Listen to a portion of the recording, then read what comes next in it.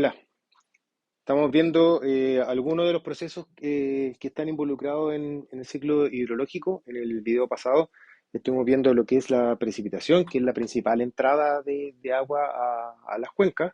Y en este video de acá lo que voy a estar hablando es de una de las salidas de agua, que es la evaporación, ¿ya? Donde la evaporación hay que entenderla como de dos formas. Lo primero es de que vamos a estar hablando es una difusión turbulenta de vapor de agua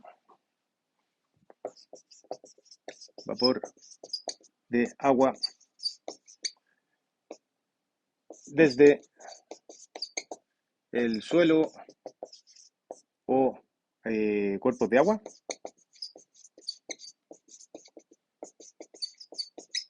hacia la atmósfera,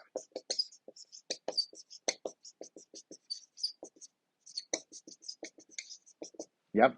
Y cuando estamos hablando de esto acá, es básicamente, si estamos hablando de una difusión, quiere decir que responde a diferencias de concentración, ¿ya?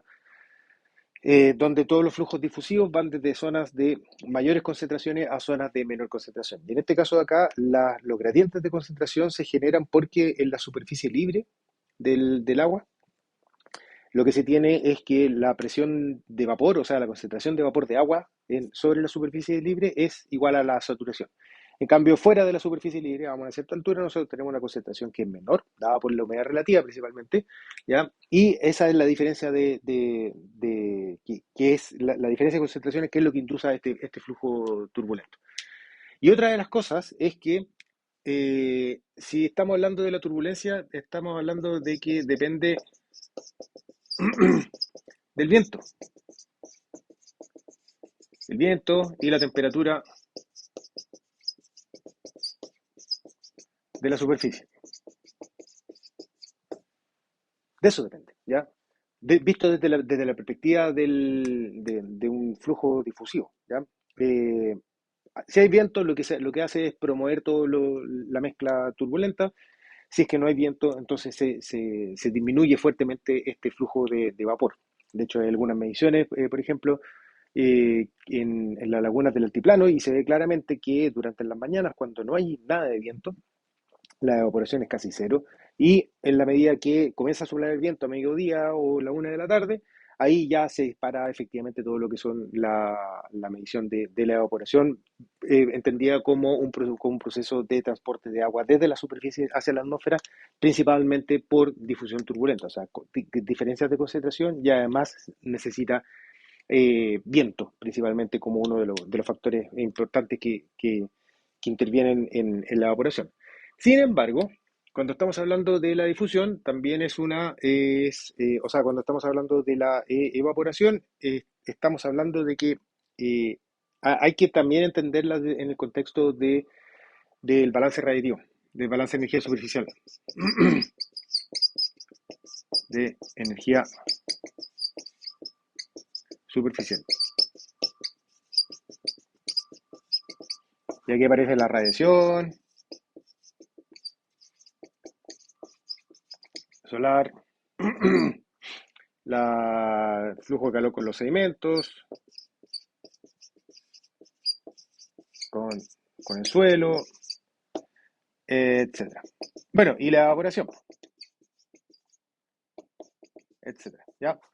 Que es uno de los términos que interviene dentro del balance de energía superficial. Y ahí, retomando cosas que en algún minuto mencioné, eh, si yo para poder sostener una evaporación constante desde un cuerpo de agua, yo necesito que la energía que se va desde el cuerpo para poder hacer el cambio de fase tiene que ser restituida de alguna otra manera, y esa de alguna otra manera es principalmente el sol, ¿ya? Entonces, también hay que entender la evaporación como parte íntegra del balance de energía superficial sobre cuerpos de agua o sobre lo que sea.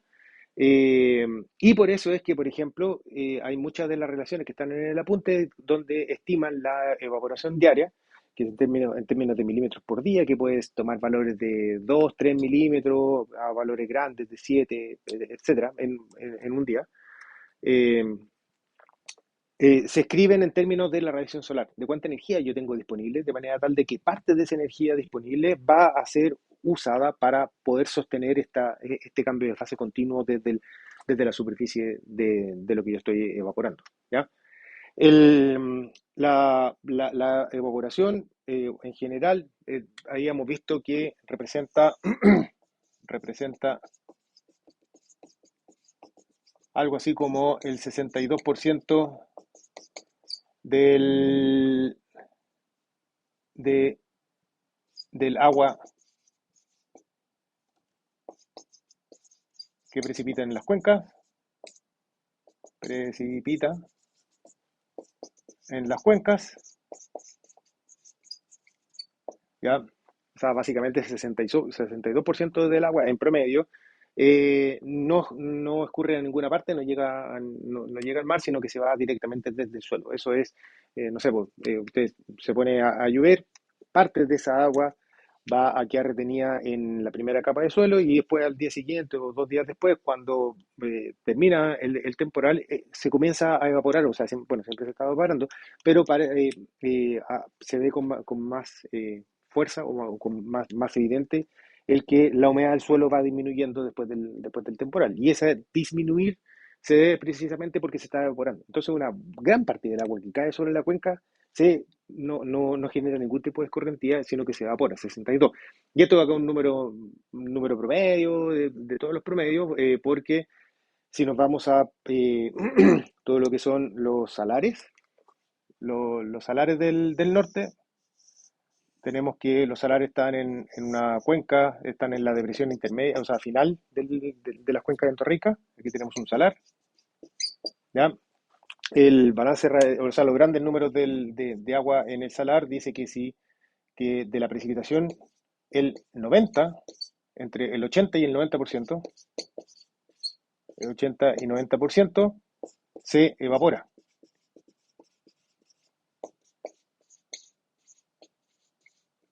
¿ya? El 80 o 90% se evapora directamente desde la cuenca, ¿ya? Después, el otro 10% infiltra y termina aflorando nuevamente pero ahora desde el salar, y aquí se me da del día el 20%, ¿ya? Pero lo que se requiere para, para que ocurra este sistema es que haya infiltración y después de harto tiempo, el agua subterránea termina aflorando y cae en estos salares, dando origen a los oasis que yo en algún minuto les he mencionado, que existen en el norte de Chile, en Argentina, Perú y Bolivia. Bueno, eso, y también hay lugares similares en varias otras partes del mundo, ¿ya? Así que en este caso de acá, en el caso de los salares o de la laguna altiplática, es el caso extremo, ¿ya? Porque esencialmente, como no hay ninguna salida, todo el agua se tiene que evaporar de alguna manera dentro de la cuenca. Y eso ocurre a diferentes tiempos. Cae la gota, inicialmente caen las primeras gotas sobre un suelo caliente y eso se evapora inmediatamente. Tiene que haber una precipitación más o menos persistente que dure en el día, de manera tal de poder vencer esa primera barrera de evaporación. Y eso va a generar una escorrentía superficial o infiltración principalmente que va a recargar el acuífero que después termina aflorando en el perímetro del salar y ahí se evapora ese otro 10 o 20% que es lo que se tenía disponible. Entonces todo el agua que se tiene disponible en este ecosistema es básicamente el agua que no se evaporó directamente desde la cuenca de los salares, ¿ya? Así que por eso es que ese es como un caso extremo, pero cuando ya comienzan a aparecer descargas de ríos al mar, ya no es el 100% del agua que se evapora, sino que una parte importante genera escorrentía y termina descargando en el mar. ¿Cómo se mide la evaporación? ¿Ya? Hay varias maneras para medir la evaporación, hay varias relaciones para poder calcularla. Como les dije, hay algunas que dependen de la velocidad del viento principalmente, y para eso yo necesito conocer cuánto vale la temperatura de la superficie y la temperatura atmosférica y una serie de otras cosas. Y hay otras relaciones que trabajan directamente la evaporación, como una fracción de la radiación de energía adicional disponible, ¿ya? Eh, entonces, para mediciones de evaporación, generalmente hay la técnica es re fácil. Yo tiro un estanque con agua y veo cuánta agua evaporó en un día, así que tengo que realizar mediciones, ¿ya? Y ese estanque se conocen como evaporímetros, que es básicamente lo que yo le estaba diciendo, o sea, un estanque con agua que lo dejo afuera y tengo que medir cuál es el volumen de agua en función del tiempo en el día, y la diferencia se explica principalmente por evaporación, ¿ya? Eh, y se tienen mediciones del orden de diarias, generalmente, ese es como el número estándar. Y el otro mecanismo de medición son los lisímetros, pero esto acá es para desde el suelo,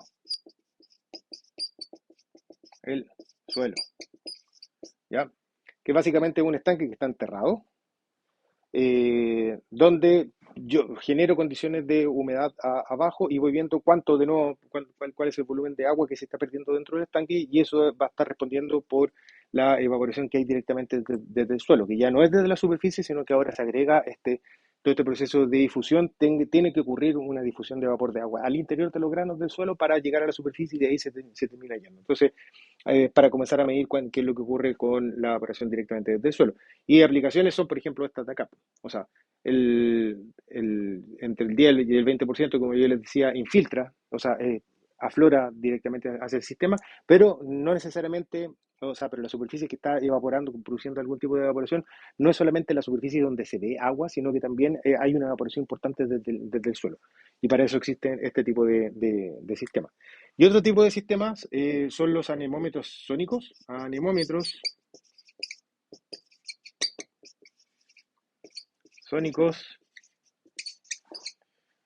con sensor de gases, de gases, ¿ya? El, el Irgason es el, el- uno de estos equipos, que de una marca en particular de estaciones meteorológicas, las Campbell, y lo que hace este sensor de acá es mide directamente todo lo que esté flujo turbulento, ¿ya? O sea, no entra en estudiar qué es lo que pasa con la superficie, sino que mide las fluctuaciones de la velocidad turbulenta en la atmósfera, y mide también las fluctuaciones de la concentración de gases, también asociado a la turbulencia, y eso de ahí se, se ocupa para directamente calcular cuál es el flujo de vapor de agua que está subiendo desde la superficie hacia la atmósfera.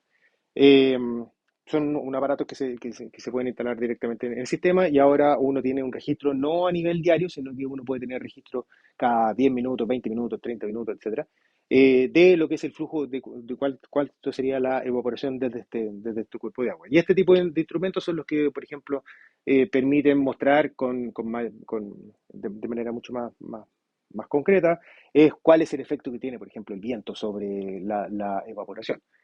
eh, que yo les decía, hay viento, se evapora, no hay viento, no se evapora. Todo lo que son los lisímetros y los evaporímetros están pensados más bien sobre la lógica diaria para conocer en promedio cuánta agua se va a estar evaporando en un día, o no el promedio, sino que el integrado de agua que se evapora dentro de un día. Y con este otro tipo de sensores se puede tener una información con un poco más de detalle eh, de qué es lo que está ocurriendo al interior del día, ¿ya? Aplicaciones como esta de acá, pero también hay aplicaciones directas a lo que es agricultura, pensando en cuánta agua yo le tengo que suplir a la planta, y en ese caso no se estaría midiendo la evaporación directamente tal, sino que también estaría midiendo la evapotranspiración, evapotranspiración, ¿ya? Que mide para eso. Y cuando estamos hablando a propósito de lo que son la evapotranspiración,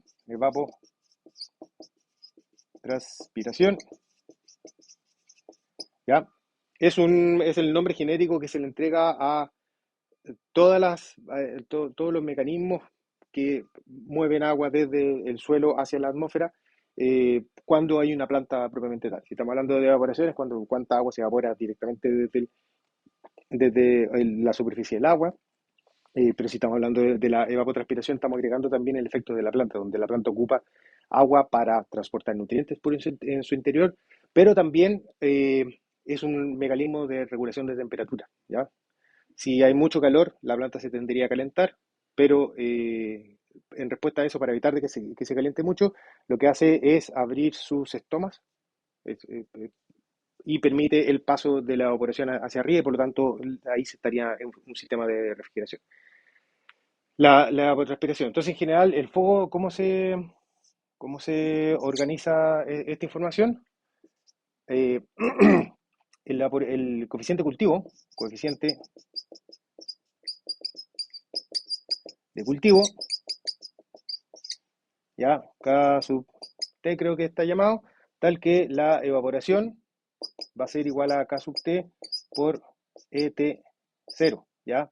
Donde ET0 es un nivel de evaporación estándar que generalmente se calcula directamente desde vaporímetro, se mide directamente desde vaporímetro, ¿ya? Y este, el coeficiente de cultivo, lo que hace es depender del tiempo, ¿ya? Y da cuenta de esto acá es tiempo. Aquí estoy graficando K sub T, que es un número cercano a 1, ¿ya? Y en general, dependiendo de cuál sea el estado de la planta, de la, de la actividad, si que está en cosecha, si que la planta está en crecimiento, está muy relacionado con lo que es agronomía, ¿ya? Uno tiene variaciones del K sub T en función de cuál es el estado del cultivo. Si es que está en etapa de crecimiento, va aumentando la demanda. Después, cuando ya está en la parte más de floración, se tiene la máxima demanda que yo lo tengo que estar entregando al cultivo para que sea cultivable, digamos así. Y después la demanda baja a cero cuando se acaba con la cosecha, ¿ya? Y estos de acá están tabulados y dependen básicamente del cultivo en el cual se está trabajando. Y en función de esto, más el ET0, que viene de mediciones de evaporímetros de cubeta, es que uno tiene una idea más o menos clara de cómo sería la demanda por agua, ¿ya? En, en este caso acá. Eso. Nos vemos. Chau.